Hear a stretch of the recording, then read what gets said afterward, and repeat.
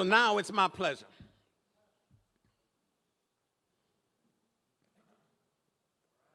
to remind myself about the prophetic voice. And one of my heroes, Dr. King, he reminds us that our lives begin to end the day we become silent about the things that matter. Our guest today does not remain silent about the most profound issues that impact people today, especially those whose lives are lived at the margins of society, those portraits that scholar Derek Bell characterizes those faces at the bottom of the well. If you haven't read it, go read the book.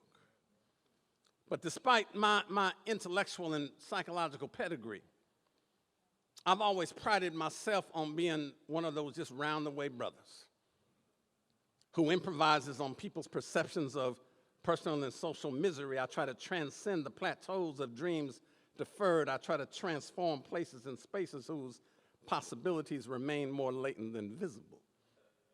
But this brother I'm about to introduce, he floats on a whole nother plane.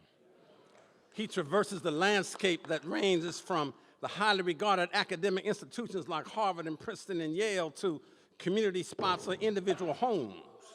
Uh-oh.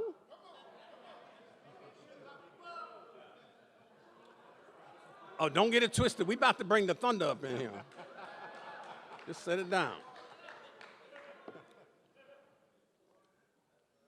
He goes also to community spots or individual homes just so he can revisit the vocal stylings of the Stevie Wonders or the Curtis Mayfields or the Nina Simones or Jerry Butler, or the instrumental stylings of John Coltrane or Joe Sample, or the narratives of Marvin Gaye or Sly Stone, because he never wants to lose the feelings of what the voices of the everyday people have to say on issues of joy and pain, excitement, depression, struggle, perseverance, compassion, empathy, courage, and love. In introductions, you may hear about his roots in Sacramento, or his socialization in Shiloh Baptist Church, or about his having been raised in the nurturing and loving arms of a disciplined, home with his dear parents, Clifton and Irene West, or with his brother Cliff. You may hear about that. In self-reflections, you may hear about him describing himself as a blues man in the life of the mind, but a jazz man in the world of ideas. And yet, beyond those characterizations of his identity, he's a brilliant academician, a scholar, teacher, a principle-driven man of God, as well as a celebrated public intellectual. He is one of the smartest people I know on this entire planet, and I know a lot of them. But I want you to imagine, with all the people you know, I want you to imagine a voice that's not locked away in the abyss of uncrystallized mental musings that reduce it down to useless chatter. A voice that is prepared to take flight at a moment's notice,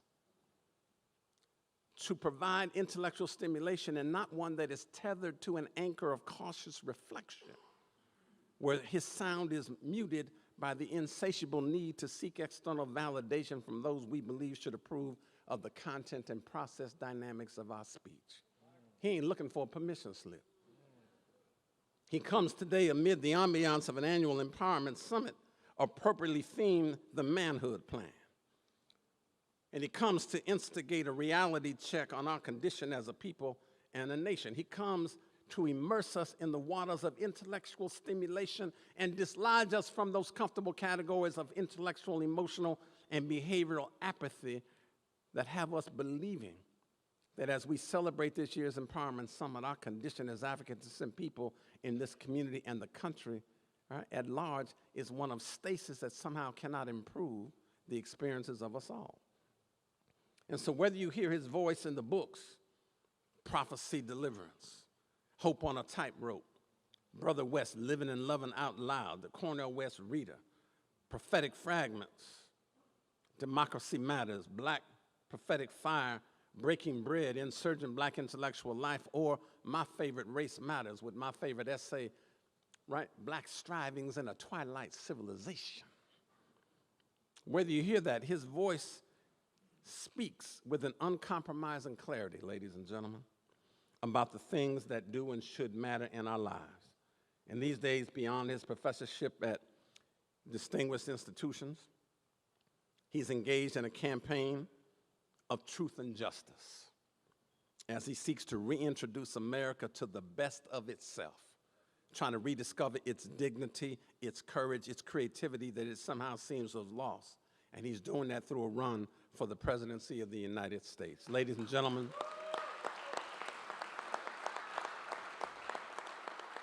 somewhere I read that true peace is not merely the absence of tension, but the presence of justice. He is clearly a drum major for justice, but also he's an individual I'm proud to call a very good friend and a brother. And he's a friend and brother to my wife, Davida, my daughters, Kenya and Tanya, to my brother, William, and to this entire community. And we salute he and his loving wife, Anahita. Ladies and gentlemen, as he speaks to the best of our humanity, I want you to give it up for our keynote speaker, Dr. Cornel West.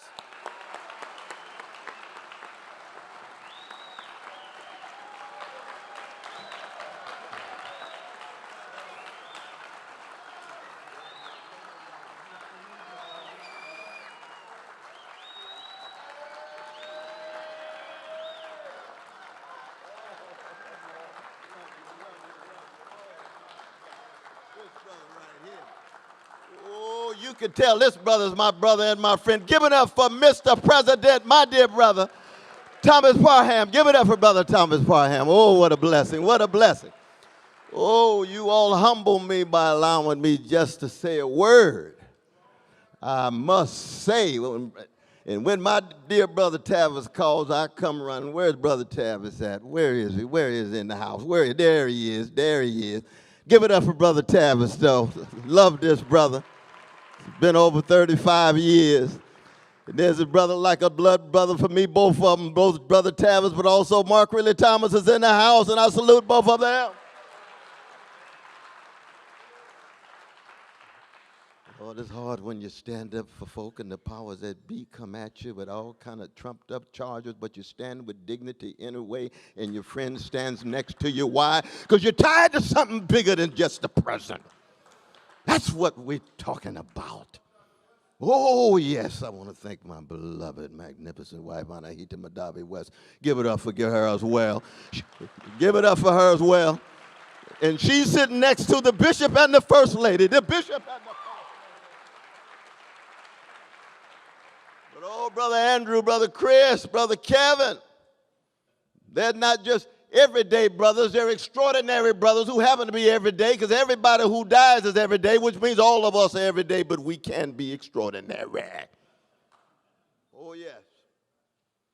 But there is one brother in our midst who is beyond language, beyond words, beyond the power to describe, because his genius has affected us in ways that has been transformative and given us wind at our back. I'm talking about the greatest love warrior of his generation, Stevie Wonder. Let's just be honest about it. Let's just tell the truth.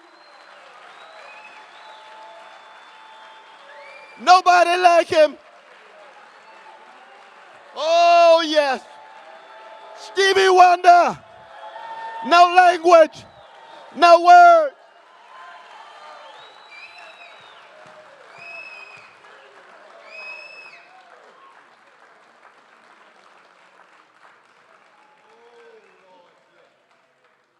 And we're not just looking at a celebrity. We're looking at somebody who loves us, who had the courage to sing from the depths of his soul for us and the world, because he represents the best of a great people.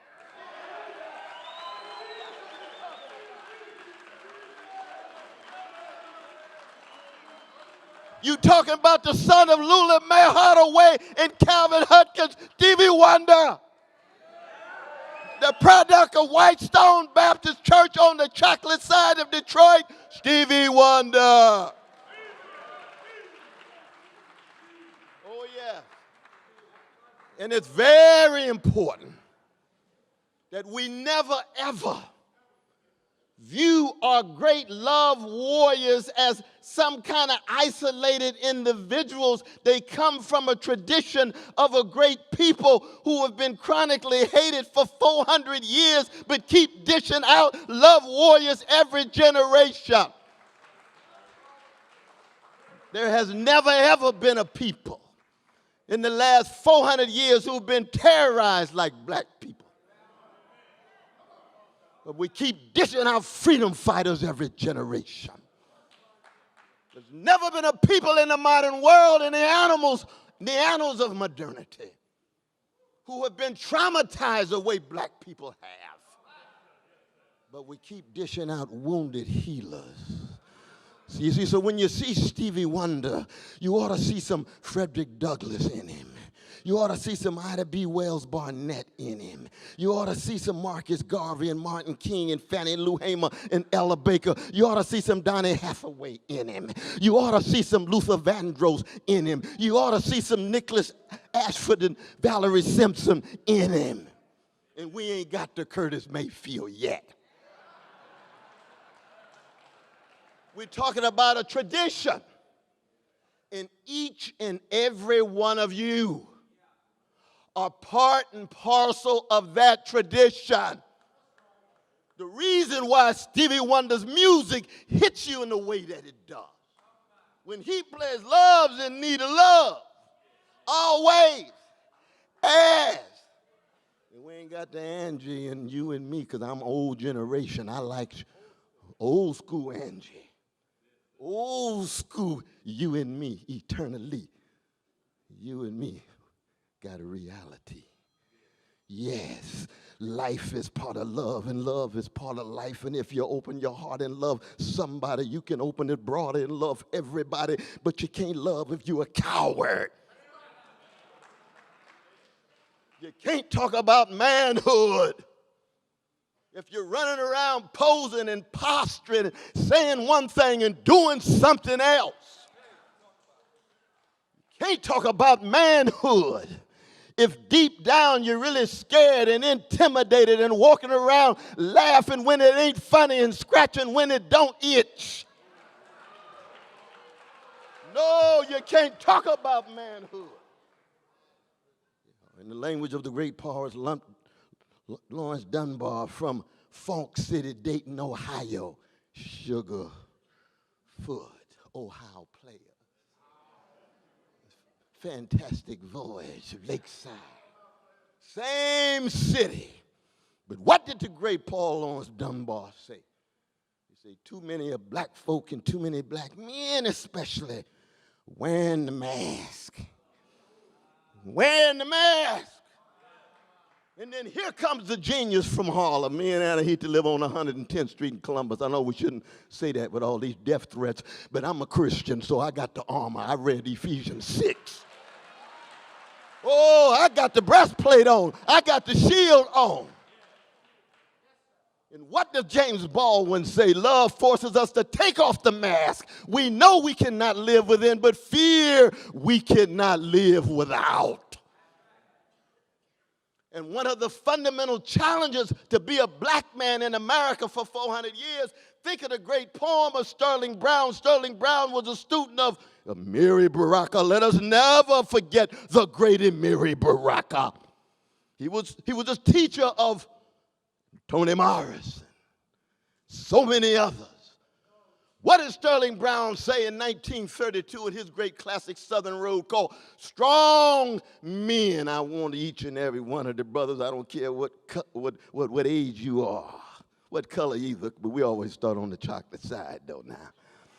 Oh, I'll start on the chocolate side. But I get to the vanilla too, I get to the barrio, I get the indigenous peoples too, but no. He wrote a poem called Strong Men Keep On Coming. Strong men keep on coming. That's just not a poem.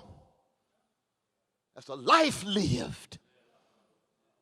It raises the most fundamental question of what does it mean to be human in space and time? What does it mean to be a featherless, two-layered, linguistically conscious creature born between urine and feces? Because that's who we are. We all emerge in the funk of our mama's womb. That's why George Clinton, my brother Bootsy, I was blessed to write 2 songs with James Brown and Dyke and the Blazers and so many funk masters. Take us where we need to go, which is where? To get the courage to break the back of fear. Because the fundamental challenge of the black man has always been you came as an African with dignity and white supremacy tried to niggerize you. Oh, that's the fundamental challenge. You show up on the boat from Africa with tremendous self-confidence and self-respect, but you've been sold into slavery and you're taken to the slave auction and on to plantation, and all the vicious white supremacist lies bombard you every day telling you you're less beautiful, you're less intelligent, you're less moral, and most importantly, trying to keep you so scared and fearful and intimidated till you don't straighten your back up and think for yourself and love for yourself and laugh for yourself. We were just in Mississippi. People ask me, well, Brother West, why you start things off in Mississippi? Mississippi is ground zero for many of us. That's the delta. We start to the delta. What is it about the delta? The delta created the greatest genre of art in the 20th century, which is the blues. And the blues is part of the greatest tradition in the modern world, which is black music. There is no other tradition that has the highest levels of greatness when it comes to artistic creativity, when it comes to moral courage, when it comes to spiritual fortitude. To allow people not to allow despair to have the last word. And black people have always had to come to terms with how will we respond to catastrophe.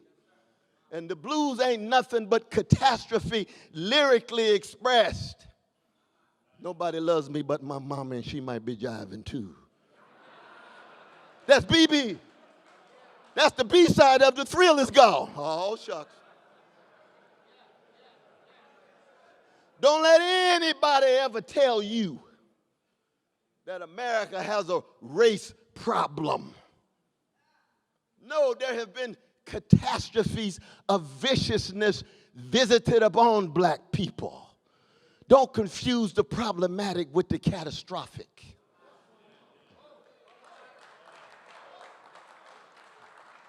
That anybody who's talking about a race problem has already deodorized the funk. Thank God for Bobby Womack. They've already sanitized it. They've already sterilized it, so it's that superficial stuff of race relations. No, we're talking about a people who are enslaved and terrorized and lynched and degraded and demeaned and told they're less than human by every major authority in the culture, from science and church and mosque and synagogue and mass media. That ain't no mother-hucking problem. That's a catastrophe.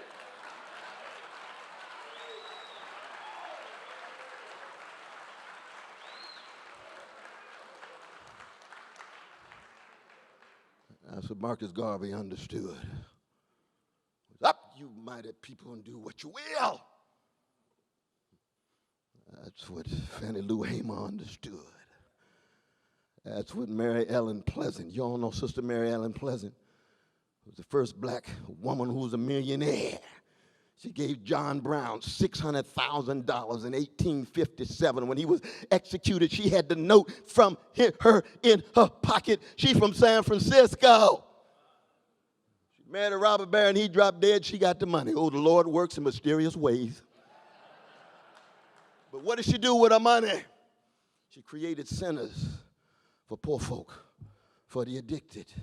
She created centers for women dealing with domestic violence of cowardly brothers.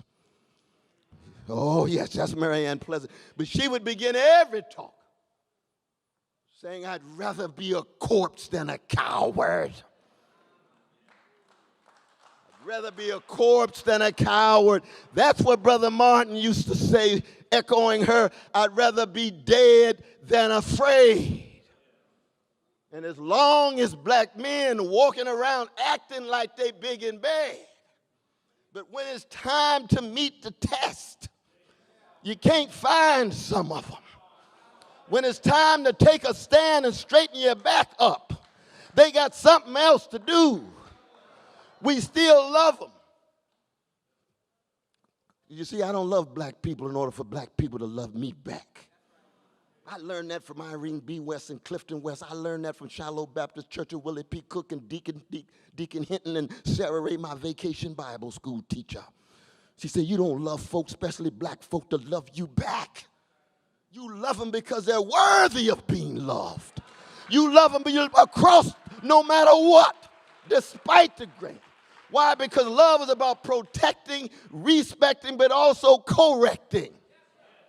I learned that from my grandmama. I ain't going to go into details right now. Oh, I got corrected. All kind of scars and things. But oh, I knew she loved me. But she knew she was dealing with a catastrophe. And she knew, like the blues men and the blues women, that you have to honestly confront the catastrophe in order to work through it. If you're in denial, if you're trying to avoid it, there's a good chance that you just concerned about yourself and you forgot about Jamal and Letitia, who's still locked in the hoods with communities of decrepit schools and indecent housing and don't have access to health care and dealing with guns and all kind of mess and drugs, and you walking around parading like you so successful. Oh, how truncated, how narrow. You think it was just a problem and you overcame it. No, the catastrophe affects all of us. All of us. And part of the greatness of our musicians have always been the vanguard of our movement because they have been the most truth-telling. They have been the most beauty-giving. They have been the most joy-sharing.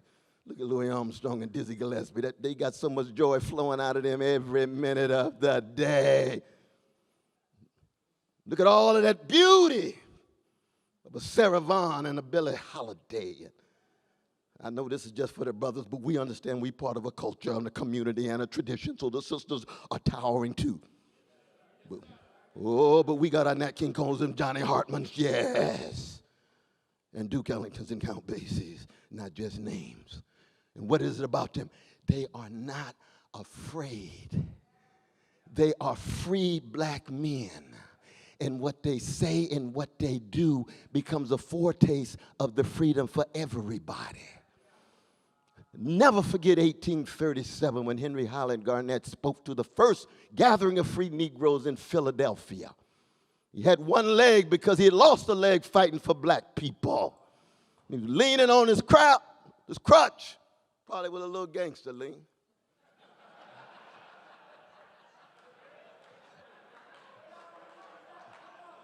And he looked out at the crowd.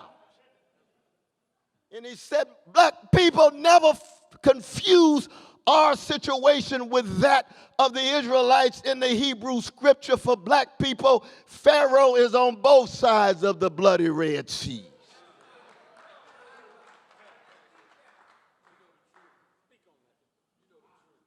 And a brother in the last row said, could somebody sing a song, please? Swing low, sweet. Somebody just sing a song. Yeah, just sing. Just any song that allow us to straighten our backs up in the face that looks as if we can't get over. But somewhere I heard from a Clara Ward that when my soul looks back, I wonder how I got over anyway. I don't know how I did it, but one of the ways in which I did it was somebody loved me, somebody cared for me, somebody tended to me, somebody sacrificed for me through blood, sweat, and tears, and they didn't give up on me even when I looked up and saw two Goliaths, not one. And I'm little David, and I can't find the darn rock from a slingshot. But oh, here comes a great people anyway in the face of overwhelming catastrophe that will teach the whole world how to love and what love is, and justice is what love looks like in public. So there's always a connection between talking about vicious forms of poverty as a result of predatory capitalist processes in which 1% of the population own 90% of the wealth, and 3 individuals have wealth equivalent to 50% of fellow citizens, 160 million people. That's a key sweat moment. Something just ain't right. Something just ain't right. All of these luxuries for the few and the precious everyday people in the name of Sly Stone, who used to play organ in my church every 5th Sunday, known as Sylvester from Vallejo, like Confronting, like E40. He wrote a song called Stand. Tavis made a film called Stand. You've been sitting much too long. There's a permanent crease in your right and wrong. Stand, there's a midget standing tall and the giant beside him about to fall. Stand, there's a cross for you to bear. Things to go through if you're going anywhere. When you think of manhood empowerment, think of Martin Luther King Jr. in the paddy wagon in the dark with the German shepherd from Atlanta on his way to Reedsville prison all by himself. Daddy King told me when Brother Martin got out, Mark, you know what I'm talking about. You had a SCLC and so many things. Martin couldn't even walk a straight line. Daddy King cried for his son. First thing that Martin says, this is the cross we must bear for the freedom of our people. That's love. That's courage. That's not talking about hope. That's being a hope. And the first voice he wanted to hear was who? The genius from New Orleans, the genius from Chicago, Mahalia Jackson. He needed Mahalia's music. Sing a little Precious Lord of Thomas Dorsey coming out of Pilgrim's Baptist Church on the chocolate side of Chicago. I got to have some power. I don't think I can make it, but oh, if I can still straighten my back up. Yes, that's the standard. All of us don't have to meet that standard. I know I can't meet that standard. Oh, no, not me. I got too much gangster in me. Oh, I got too much thug in me. That's why I'm not a preacher, Bishop. It's hard enough for the Lord to use a cracked vessel like me from the pew. And I like the nightclub too much, but we're going to go in all that. But I'm going to be true to Jesus. Oh, I'm going to be true to myself. I'm going to be true to Irene and Clifton. I'm going to be true to Reverend Cook. I'm going to be true to Martin and Malcolm, not because they're some kind of hero that's abstract. They are inside of me, giving all of my cracked vesselness as a black man trying to create whatever example and witness I can to empower others. And the last thing I ever want to be is some peacock walking around. Look at me, look at me. I went to this school. I'm the first X. I'm the second Y. No, peacocks strut because they can't fly. Let's just be honest. Love y'all, love you. Love y'all. I know we got to go.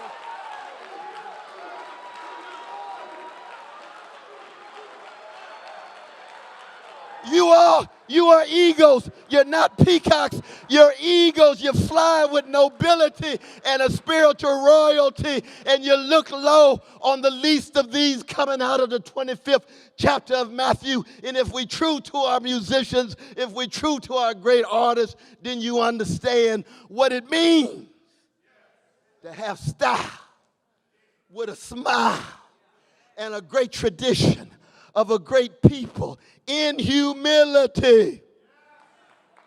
Because our anthem is what? Lift every. It's not lift every echo. You can't be great if you're just an imitation and a copy of somebody else.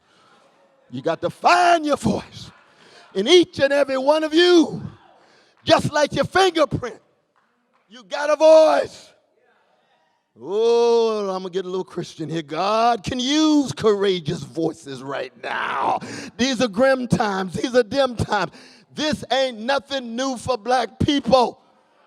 If we straighten our backs up with a vision and a willingness to fight for the least of these, for poor and working people here and around the world, we shall see that caravan of love that the Isley brothers sang about, and the love train of the OJs, and the love supreme of John Coltrane are not just songs, but they put in action through the manhood plan for empowerment. God bless you all. Stay strong in what you do.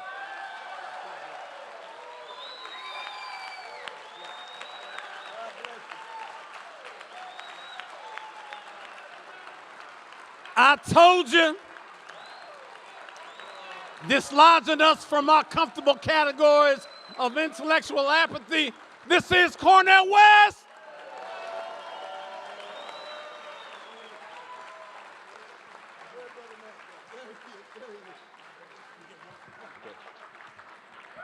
I was just thinking if I can just touch the hem of his garment, right, huh?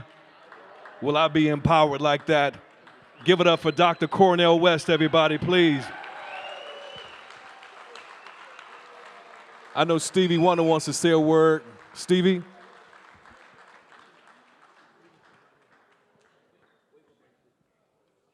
Ladies and gentlemen, Stevie Wonder.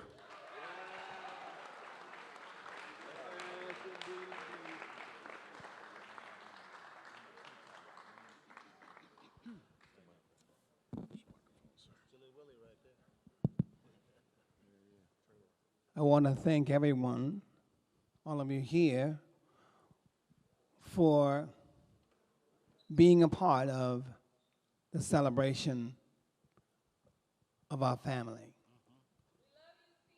Love you too. And definitely thank you for being a part of this KJLH Men Empowerment Summit.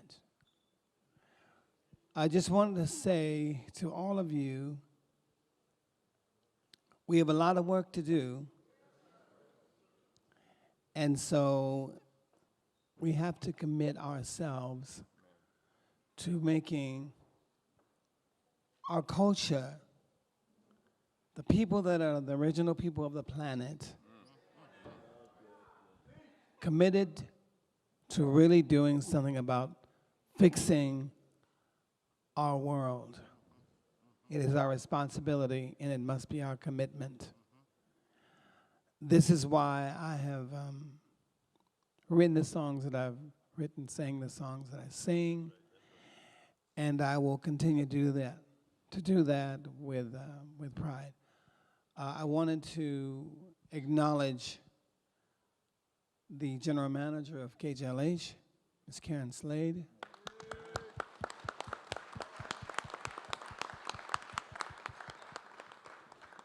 And our program director, Mr. Chris Malone.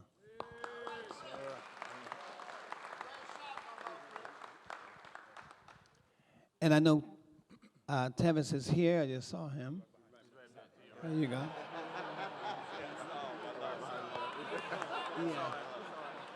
I wasn't looking in his direction. I'm sorry. So we acknowledge KBLA. And we're happy that you're doing what you are doing. Yeah. And it's just a part of the family.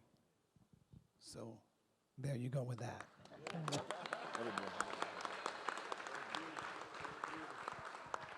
A great friend, a man that we support, and is only trying to do what he could do to help his child. I support that. And I would think that if someone who was doing his best for his child would be so accused, what about those who were once the leaders of this nation not being charged with the crimes that they've committed?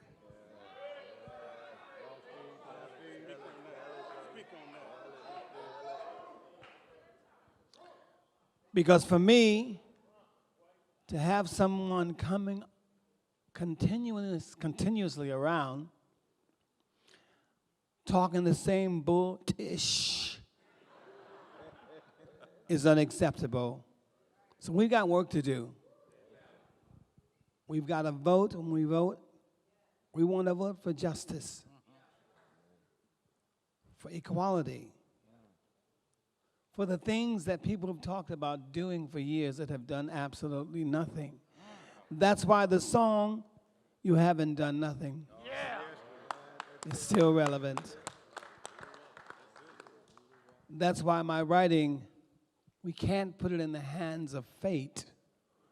We have to put it in our hands of faith in each other and those of us conscious people of whatever ethnicity you are from, to step out and stand strong and do what you need to do. Stop playing. I love you. God bless you.